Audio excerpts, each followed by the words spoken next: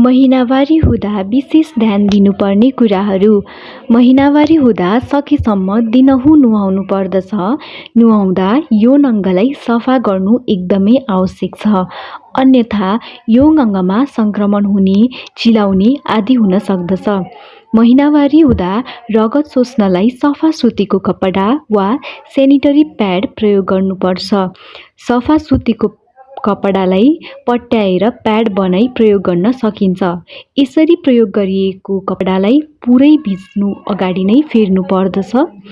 यो प्याडलाई पुनः प्रयोग गर्न सकिन्छ। पुनः प्रयोग गर्नको लागि प्रयोग गरेको कपडालाई साबुन पानीले धोएर घाममा सुकाउनु पर्दछ। बजारमा उपलब्ध सेनिटरी प्याड पनि प्रयोग गर्न सकिन्छ।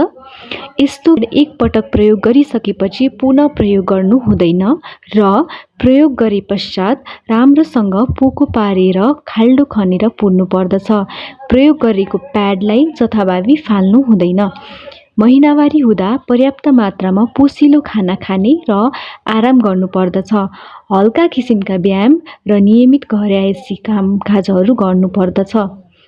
कसैलाई यदि धेरै रगत बगेमा, कमजोरी भएमा वा ढाड तथा तल्लो पेट निकै दुखेमा तुरुन्तै स्वास्थ्य संस्थामा जानुपर्दछ।